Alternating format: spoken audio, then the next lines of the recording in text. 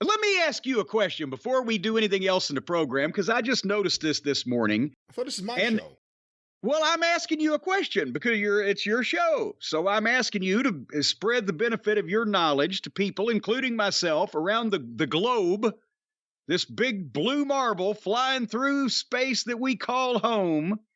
Give us some knowledge here. Answer a question for me because I'm confusicated. I'm completely bumfuzzled and almost disemboweled over this thing. Can a Almost. almost can a church go out of business? That is a very, I never really thought of it just in those blanket terms. I guess technically, if a church has no money in the coffers and no hope of getting any future money in, and if they don't own their land, I mean, I could see various ways a church could be fucked out of their home. I don't know. I guess they can go out of business. I mean, a church could go on the road, right? Aren't there traveling like families? No, they don't. I'm a pastor and here's my kid and we're hit the road. Isn't That's that two stuff? completely different things. These people usually don't have an actual structural brick and mortar establishment, as they say. They just load up the panel van and go cruising down the road, revivaling people across country. I'm talking about a church because here's the thing. This is why I'm going to explain to you why I asked this question.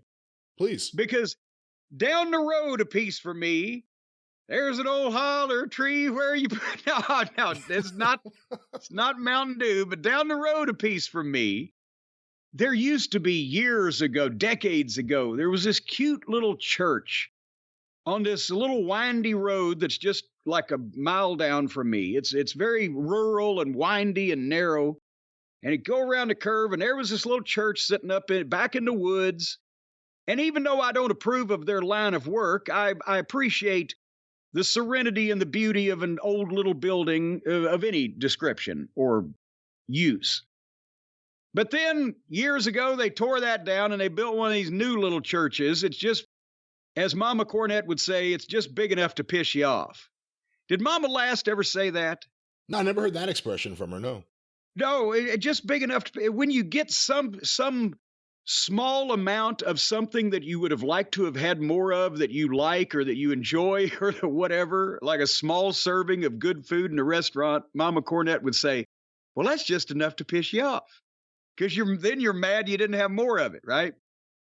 But anyway, so they built this just new modern looking thing and they cut some of the trees down and they got them a big old parking lot. So it's not really it wasn't an eyesore, but it's not like picturesque either anymore. But now that's become the place that we go to. We go to. It's our polling place when we vote in the state or the national elections.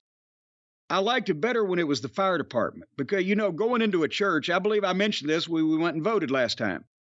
Going into a church makes me nervous because I feel like it's written on my face instantly to them when I walk in that I am the enemy. I'm against everything you stand for, right? I feel like they can tell. I liked it better when we voted down at the fire department because then I could go in and just have a smile on my face because I wasn't uncomfortable because I'm not an arsonist. But anyway, I drive past that church today, this morning, went over to the printers. I'm coming back. And as I'm going around the corner, the old sign now, the sign which was built into the ground with bricks and things is still there, but they've like fucking thrown a sheet over it with the new sign of the new church. Whereas I can't even remember what the old name of it was, the Furburger Baptist Church, right? And now it's suddenly completely different. They've taken Baptist out. It's like the Lifeline Church Chapel thing or whatever the fuck. Like not even a denomination. What is this, like a franchise? Can they lose their like if Kentucky Fried Chicken can pull somebody's franchise if they don't follow the rules, if they didn't, but it's different denominations too. So they didn't put like another KFC in there. It's like they've gone from KFC suddenly to Arby's. Or maybe White Castle to fucking Long John Silver's. Because it's a completely different fucking genre of product that they're selling now. So how would that happen? Do they have the franchisee requirements where they can't have like another Baptist location within 4 miles or whatever? I'm just wondering You how know, this all I works. mean, it's kind of silly, but actually, I mean, I don't think it's just called franchising the churches or anything, but I guess based on what denomination Is you it like are, network television? Did they lose their network affiliation? They weren't paying the rights fees. They wanted to go for the better deal at the other network. I'm pretty sure that that whatever church is the top church in that denomination, whoever's in charge of whoever's the pope of that church, can make a ruling that this church can no longer be affiliated. But I don't know that for sure. I'm not a theologian. Right, but what do you think the kickback is to the like to headquarters? Like if I'm Dave Thomas and I'm running Wendy's and all the little Wendy's out there in the heartlands are selling my burgers, I get a kickback, right? So I wonder what the kickback is on the donations to the the home office in Lincoln, Nebraska of the Baptist or the evangelicals or the Methodists or whatever all these other different type of genres are. Do they have to kick back a certain amount, or are they licensing the name of baptism, or how does that work? Yeah, I don't think it works like that at all. Yeah, I don't think it works. I don't think it works like that at all. Well, they changed the name of this church. I hope it's not one of these cults that you see documentaries about on HBO and all of the streaming services, because I'm afraid they'll inoculate me with some kind of, when I walk through the door to vote for President Joe Biden in the next election, they're going to jab me with some kind of religious needle that will indoctrinate me into a cult. The International Life Foundation Chapel or whatever this fucking thing is. I think you'll be all right. Well, just watch. If I start talking screwy around about the time of with the Kentucky elections coming up quick, so if I start talking crazy, If you start talking crazy, if I start talking crazy, you'll know they got me. do they got you right now? No, I haven't been in there. I just drove past it. Oh. Are you not paying attention again? No, I was paying attention to the crazy talk. They couldn't have. What crazy time? I'm just asking you. I thought you were an educated person and might know all these the answers to these various questions I was asking you, but you give me nothing. Nothing. Get nothing. I know no more now than I did when I started talking to you. Hey, you're an educated man. Can I ask you a question? Okay. I know churches or any religious institution, a temple, I believe, or, a mosque, whatever it is, they don't pay taxes. Do the actual, does a priest pay taxes? That's a good question too. And because. Or any, religious, anyone who works at the said chapel, anyone who works at the said church or temple, whatever it may be, I mean, not like the people in the office answering the phone, but anyone who's actually wearing a fancy outfit, do they pay taxes? Anybody in uniform. Anyone in uniform. Anybody in uniform. Well, now that could be, if they do, they're suckers, because since we're already, giving them a free pass on their business, can you imagine? We wouldn't have a national debt if the churches were taxed on their profits and their income and etc. But couldn't Priest Joe Schmo go to the IRS and say, well, wait a minute, you don't tax all the money that comes into my business and you don't tax my boss, God. I see no tax returns for God. So why am I paying tax on the money that technically God is paying me? There's a loophole right there. We may have just crashed the fucking United States economy quicker than the Republicans can, because we found a loophole for all these shysters and con artists to escape paying income tax too on their personal income. Yeah, we found this loophole. It's called Scientology. Well, no, here's the thing though. Here's the thing. Could they make it where maybe, I think they did this in the old days, the preacher wouldn't actually get paid.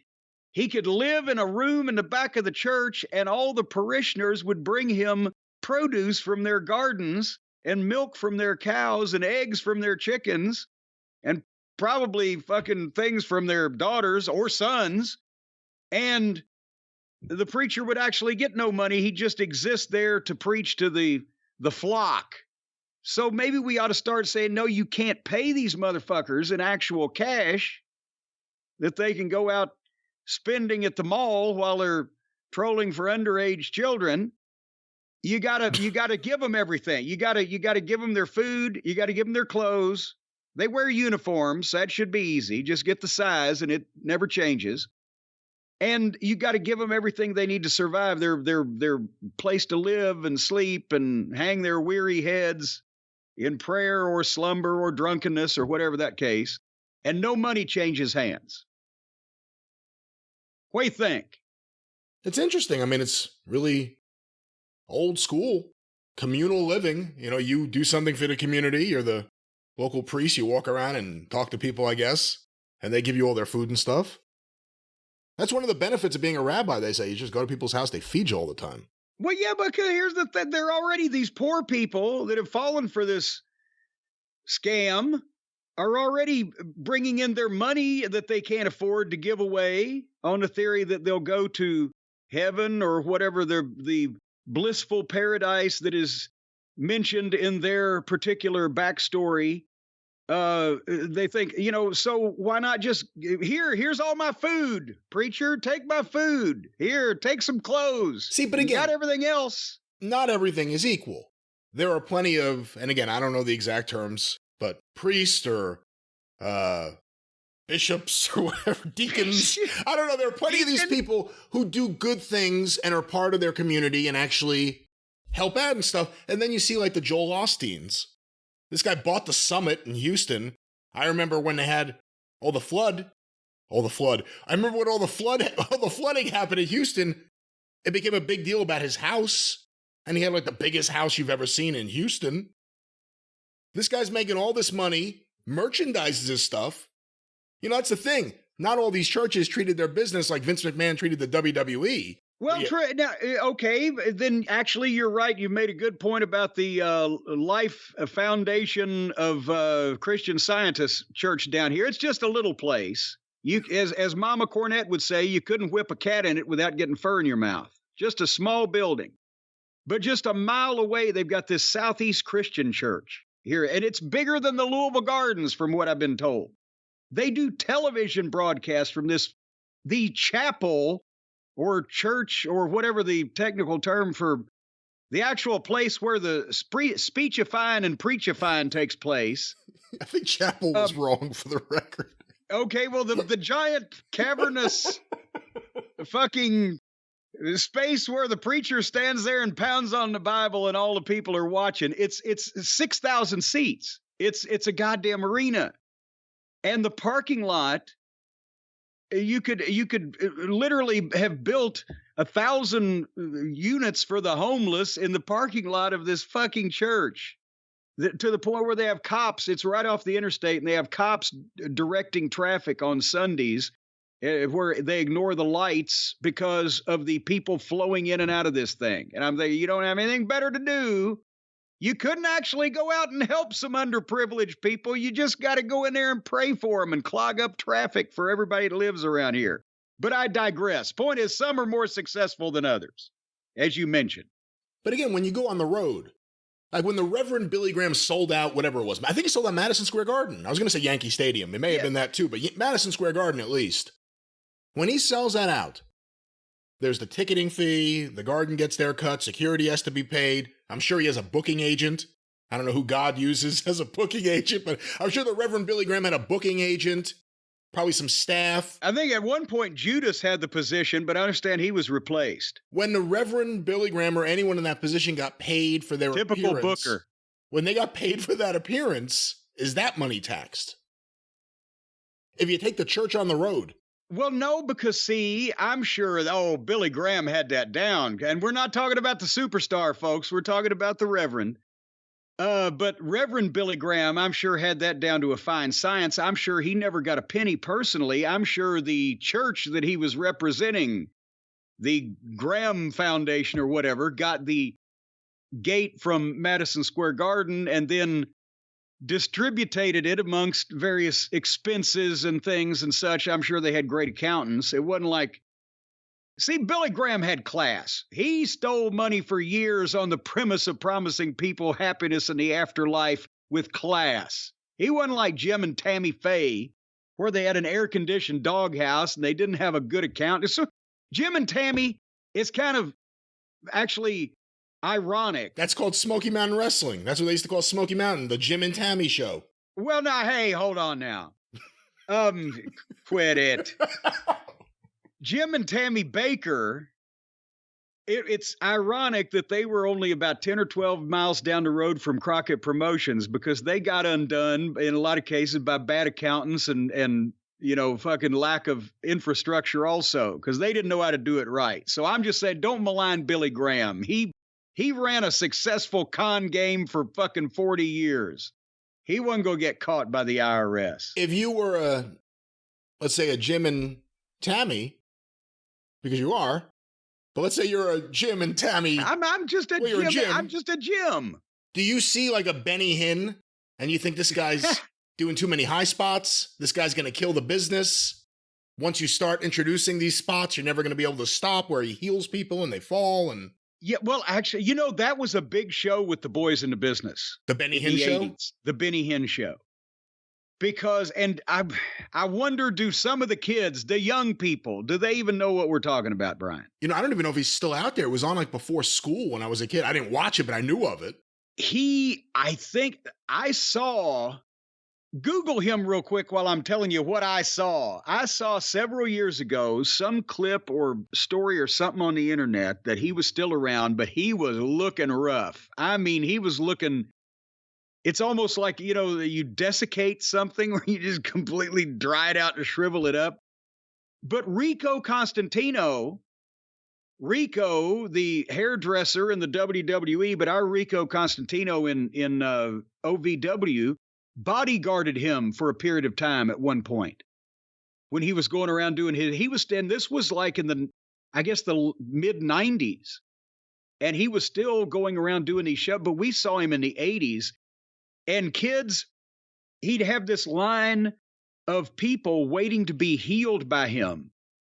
And he's some, I think, Latin American nationality to begin with and had an accent.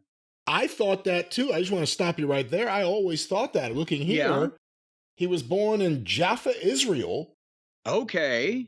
His parents are born in Palestine with Greek, Egyptian, Palestinian, and American Lebanese heritage. Jesus Christ. Well, you don't find many of people of that bloodline going into the faith healing business, do you? I always figured he was from like South America or something. That's what it seemed like. Well, He had the accent, but it was at the same time, like I said, I say Latin American or because it was vague. It was a vague accent. You weren't sure. And he had an exotic look and this weird hair. But all these people would line up and it'd come up on a stage one at a time. And he would not only fucking put his hands all over their fucking faces and heads, but he would start rambling in some unearthly language and then bop them. We used to call him the bopper. In the locker room, he would bop them on the forehead with the palm of his hand and they would take a bump. But not like a big feet up, but they would just pass out from the experience of it and fall backwards. And he had motherfuckers there to catch these people. And they caught them over and over. And what would they do? They'd just dump them to the side and somebody would help them crawl off or whatever. And then, because he was doing this like over and over. Boom, come up. They sounded like the Sheik doing a TV promo. And boom, and they catch them and dump them and catch them and dump them. And it was and these people were into this and they had to be legitimately hypnotized in some fashion because am I being a mark, Brian, or did they look like they were the furthest thing from plants? And there was so many of them. How would you have had a budget for that? Yeah, that show was on every day, or at least 5 days a week. He went through a lot of different people. I think if they were plants, people would be like, I saw that guy in season 2. More people have taken a bump for Benny Hinn than took a bump for Luthez. But but people bought it. And they sent this guy money. And then so the Reverend Ernest Angley, do you remember him? He was the one the Reverend Ernest Angel Yeah. in Memphis Wrestling was patterned after. My God, Yes. yes, and you will be healed if you send $4.99 to my ministry. And where was he? Some little town out on the outskirts of Cleveland, Ohio, I think. I actually sent in $5 for one of his cassette tapes one time in the No. late 70s because I had to have it. The Reverend Ernest Angley, and he was a little troll that looked like fucking Danny DeVito if he was somehow fucking born with birth defects and had the worst toupee / wig. I don't know how much, if any of it was his real hair, it still looked fake. And just this smarmy manner, and he looked like he lived under a bridge. And people were sending him. I may have it on the goddamn shelf. Hold on here a second. Hey, you want to hear a little God bit? damn it, hold on. Okay. Right here. You hear that? That is the unmistakable rattle of a cassette tape in a plastic case. It's on the shelves of my desk here. Side 1, I Accuse Christianity, and Side 2, God Loved, by the Reverend Ernest Angley of Grace Cathedral in Akron, Ohio. Wow. I'm trying to see if there's any clips of him. There aren't any clips of him actually doing his shtick on YouTube. I'm surprised. Oh my God. Who is in charge of the Ernest Angley Library? This could be monetized. Well, there's an official Ernest Angley Ministries account. Let me click on this. He's got to be dead. Whoa. Let's get off whatever. The String Men's Quartet, the Tears of Calvary. Ernest Angley has got to be dead. He had to be 60 when I ordered this tape 35 years ago, 40 years ago. See, I can't tell. Is this him singing or is he? Let me see. No, he couldn't have sung. Wonderful to see Jesus, to see him at work, to see him opening blinded eyes, unstopping deaf ears, seeing his work still going on today. No, he isn't dead. He is alive and alive forevermore. Does he live in your heart today? Do you feel the presence of him right now? Do you feel the resurrected Christ within you? Yes, he is wonderful and so. I swear, Jim Neighbors. Wait a minute. I got it. You know what that is? What? That's Joe Pesci doing Ron Wright. Hold on, they're just starting one after another. And said, Ahab, how long halt ye between two opinions? Why, of God, Joe Pesci doing Ron Wright. let's serve him. And if he isn't, well and good. It's time for us all to find it out. So he said, Ahab, gather the prophets of Baal. Let's bring them in. Let's prove. All right, I don't know how much more of this guy I could take. Yeah, I know some of those words are English. I've heard them before, but never in that order. But you said that was an entire television show on Sunday morning, and then send the money to Grace Cathedral in Akron, Ohio for the Reverend Ernest Angley. Well, apparently, go ahead. Ernest Angel, the manager in Memphis in the late 80s, ended up managing a car lot in Knoxville and sponsored some of our Smoky Mountain shows. But go ahead. Was that the inspiration, too, for Pritchard, for Brother Love? Yes, mainly. I mean, all of the TV preachers and the concept of that. But that kind of cadence was the Ernest Angley thing, because that was hot in the... Yeah, oh, Jesus Christ. 70s and 80s when we were all watching fucking TV as, on the road. I'm trying to play a clip of Benny Hinn, but it's just pounding gospel music or whatever this is. Well, here's Benny Hinn responds to controversy on Nightline. Let's take a sample of this, thanks to our friends at ABC. He has been the subject of investigations by the United States Senate and numerous media outlets, but rarely has the televangelist and faith healer Benny Hinn granted an interview to defend himself. Until tonight. He is perhaps the biggest televangelist in the world. Benny Hinn has preached to tens of millions of people all over the planet. His television show airs in 200 countries every day. Stop right there. How much money is he making? That show's airing in 200 countries every day? Yes. Every day? Yes. It was everywhere. She can walk without the wheelchair, without the cane. The core of his appeal, His claim that God uses him to miraculously heal the sick. The people are so hungry for God here, my God. Whoa. But see, And right now behind that, they're showing a little montage of him doing it. It almost looks like with some people, he does like the iron claw, but just like pushes their head back. Yes, and what he would get lazy. Sometimes he'd massage them around for a while and stick his thumb in their ear or whatever, and then he'd on the fucking forehead. But other times, as they got coming too quick or he was running out of TV time, he'd just start clawing them and pushing them. And the guys catching it, they're all in suits. And it just looks like a bunch of executives. No, it was a professional organization. All of the fucking body catchers were well dressed. They had custom made clothes on. All right, let's get some more audio here. you got to explain this to me. How does it work? Are you saying that the Holy Spirit enters you and you can heal people? Well, I'll try to explain that to you.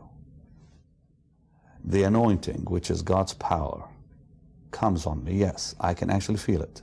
And people start getting healed. You'd be amazed some of the things I hear on that platform, from the cancer, the pain is gone, this is gone. I was sitting on my wheelchair and I can walk now, such things like that. Hinn was born to a Christian. Well, let's stop right there.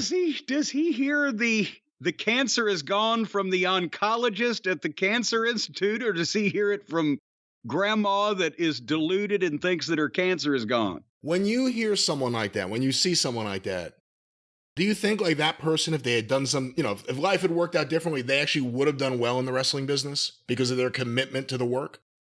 Oh, but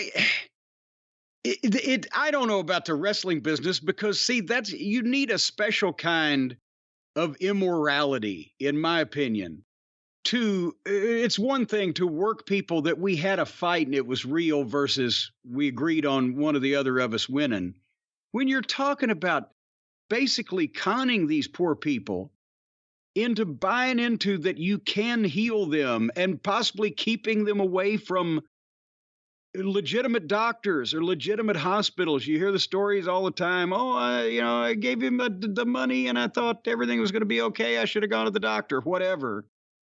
That's a special kind of really sick, disgusting human being. Most of the people I've known in the wrestling business, if you put it right down to it, will you cheat this sick senior citizen out of money or delude her into believing you're going to fucking cure her cancer? They would have said, no, I ain't going to do that shit.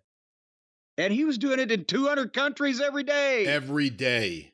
Let's get a little more about his background. Christian family living in Israel. As a young man, he became a devout evangelical. He now controls a ministry that collects an estimated $100 million a year in donations from people who Hinn has convinced that God heals through him.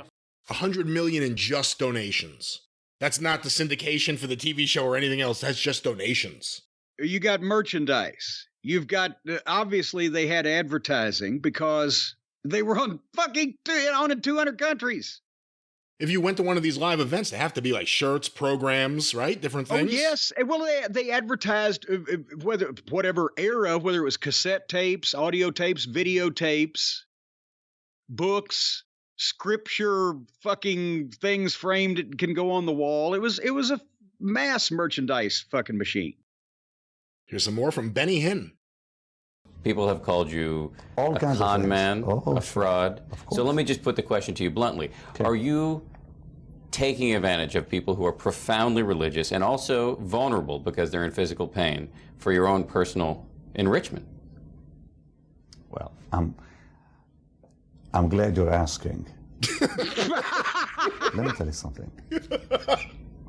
I would not do this for money. Thanks.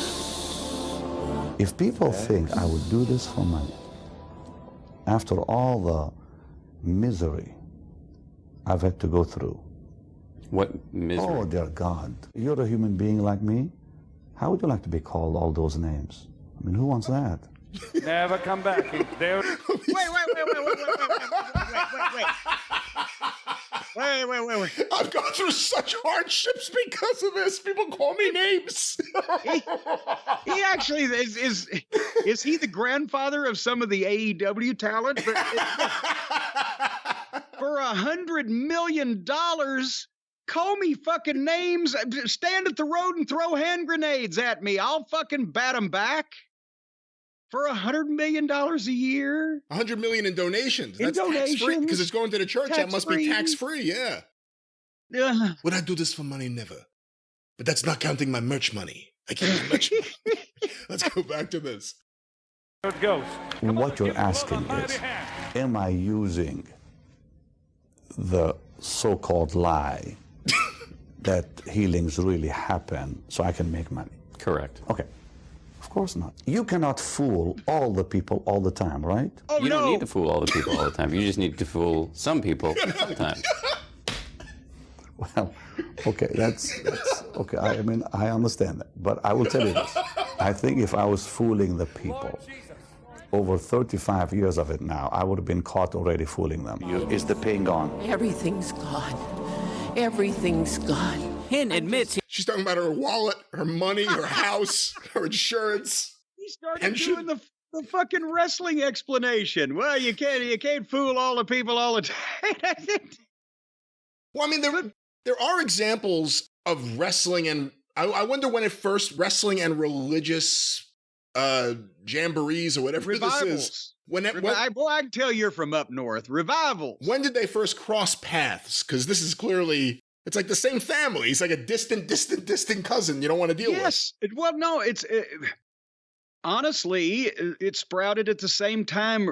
Religious revivals, barnstorming pro wrestling and or boxing, circuses or county fairs, not circuses, but, just sideshows, traveling fairs, and the athletic shows, they all interconnected. A lot of people went from one to the other, from wrestling to the circus or with a promotion or blah, blah, blah, or whatever.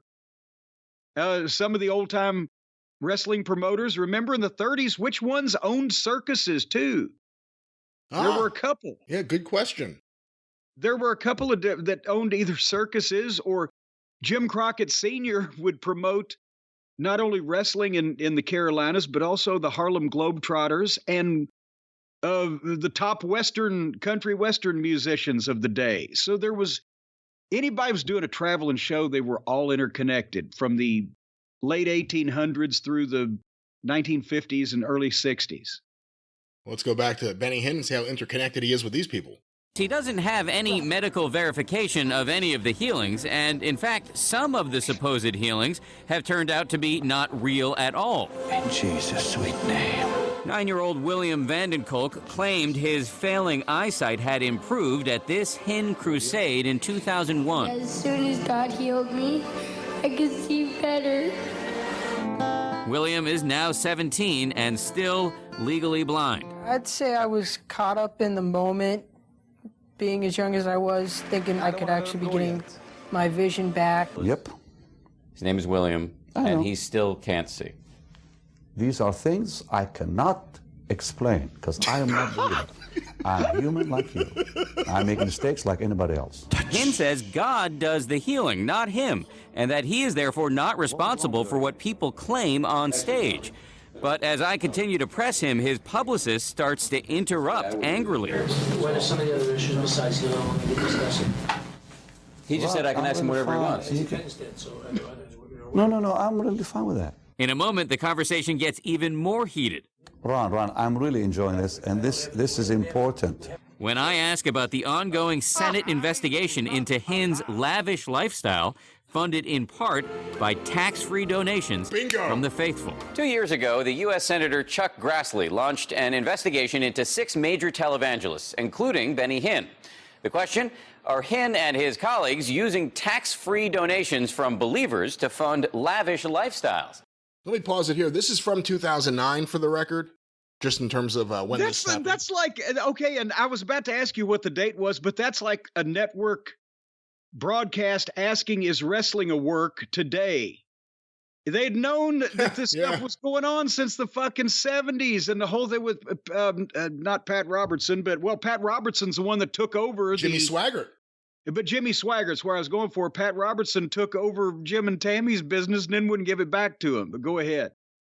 Go ahead with more audio. Well, I mean, go ahead with the audio. I was just saying, it's like, this is not news. There's oh my God, we've just found this out that they're all fucking living like multi-billionaires. You know what the problem though is? If you do that to wrestling, there's enough people that shrug and go, "Oh, we already knew that." Or there's people that I'm sure there were some people mad, real wrestling fans, and I'm sure the media didn't treat it like anything they had to be careful with, and they haven't. With this, if you're especially let's go to '85 when Eddie Mansfield exposed the business. If there had been people out there exposing these people to that level, would people have been mad? Would they have been boycotting the television network? Would they have been protesting? Would they have been writing letters? Oh, it was a big. I lived in Charlotte through the whole PTL club fiasco and what was their amusement park that they had? I didn't know that they had an amusement park. Yeah. Oh, yes. Jim and Tammy Baker. They lived right across the South Carolina line, and the amusement park was in Rock Hill, South Carolina. It was like not even right above Rock Hill. So it was like on the outskirts of suburb of Charlotte, just right there. And when the whole thing blew up, they revealed that Tammy Faye was not only a lunatic as far as an inveterate shopper and spendthrift and like the Leona Helmsley of the South, she's carrying on like she's the queen. The kids, Tammy Sue, and they had a son. They were delinquents running around doing cocaine, and the daughter was fucking everybody in Charlotte. They had an air-conditioned doghouse. They had their own amusement park that's what they were selling shares in. Their big luxury resort hotel. Oh, that's right. Yeah. And amusement park and playground. Yeah. And they sold like 250% of the occupancy of their place and took everybody's, and that's when it blew up in their fucking face. And then they found out Tammy was having an affair with Roe Messner, who was one of the bigwig business people involved in the whole charade. And then Jim went to prison and Tammy kept fucking Roe, and it was a whole but no, it was in the paper constantly, and it just people, they had tons of heat. That's where beyond their heat, I'm talking about the other side. How many people stuck with them and the media had the heat, or the police had the heat? Oh, there's the same amount that stick with Trump now. The suckers who you can't tell the truth to. And there still were, and they was, yes. And then they ended up back on television. Jim Baker, when he got out of prison, got another fucking television show, Ministry. And Tammy was on TV, and I think she died of cancer years ago. But the whole thing, some people never smarten up to any of this, even when it's on network television or in the newspapers. But in the 60s, let's say, instead of the 80s, if someone had come out and said these things about the Reverend Billy Graham, it would have been a completely different reaction. Right? Oh, yeah. Well, but they couldn't have said the same things because he did. See, that's another thing. Evangelism was like the wrestling business. It was more protected. They didn't want to be so obvious. They didn't want to attract so much attention. And like I said, he had more class to it. I remember when I was a little kid, he'd be on television regularly on networks, and people were asking, and he was commenting on important things, but he didn't look or come off like a fucking idiot. He was like the Luthez of evangelists and preachers. And so he wasn't far-fetched, and he didn't faith heal anybody. He still did the whole God line, but he tried to make it believable. And he had some gravitas to him. So it wasn't really the same thing. You couldn't expose him because he wasn't fucking around, and or chasing pussy or, have a trailer park trash family or whatever. He was just peddling the whole religion thing, and he had got to the top of the mountain, so he had to keep it honest. And he still didn't pay any taxes. That's right. Well, let's finish with Benny Hinn here. Donations his ministry collects from his followers. The blood of Jesus! The criticism is that you're leading a lavish lifestyle. Of course. off. It's always been that, by the way. That criticism is nothing new. Well, let's talk about that.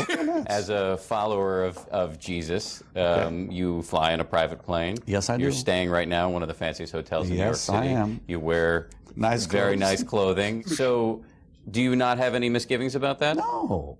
Look, you know, there's this idea, supposedly, that we preachers are supposed to walk about with sandals and ride bicycle. That's nonsense. She came out of it. She's here. Do you never have moments where people are writing out checks to you or filling out cards with their credit card information, and you're thinking, you know what, these people just can't afford it. They're doing this because they're desperate, and I shouldn't take this money. Well, what you're saying to me is I should reject their money because I'm fake? I'm not saying that. Okay. I'm asking you. If I was fake, I would absolutely give them back their money. But I believe that God called me to preach the gospel, which is very important. Senator Chuck Grassley's office. Let me stop it there for a second. He would give the money back if it was fake. But because this is real, he's keeping the money. Yes, well, I'm glad he cleared that up. And that wasn't even the question that was asked. It was about, can these people afford it and do you feel bad? Let's go to this. I guess this is actually finishing up. This is the last couple minutes here. This is Republican Senator Chuck Grassley. This tells us that Hinn has cooperated fully with his investigation into whether Hinn and other televangelists are using the tax-free donations they collect appropriately, although the senator has not yet released the results of his investigation. The senator himself stated that we gave them more information even than they thought we would. He did. You're right. But let me ask you, if you're so confident that this information proves that you're behaving appropriately, why don't you release it to me or the public? Well, I'll say that we have an agreement with the senator to keep things confidential. I have nothing to hide, by the way. You have nothing to hide? No, of course not. He promises to give us any information not bound by the confidentiality agreement. Wait, he's saying he has a confidentiality agreement with the Senate? Yeah. That he can't release the information he gave to them? Only the Senate is allowed to hear this, but I'd be glad to tell you everything except for them. I wish I would, but the Senate, the U.S. government has to release me from the NDA they had me sign. I'm telling you, this guy's related to Tony Khan. Let me see if there's any more of him. I guess this is the end of it here. They finish up. Let's go. So then I should be able to get whatever information I'm looking for. I hope you do.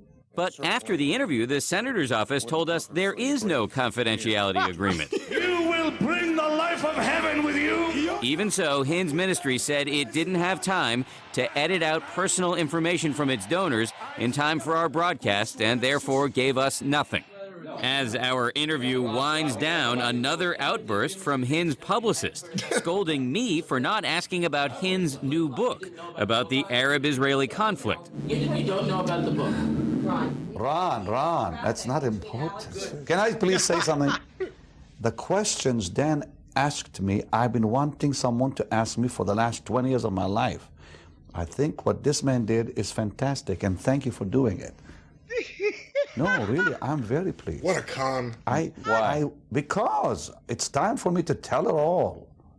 He told nothing. I don't want people talking for me. I want to talk for myself. You talk nothing, In case you're wondering, Hinn says his annual salary is somewhere over $500,000 a year, although he won't say how much over $500,000.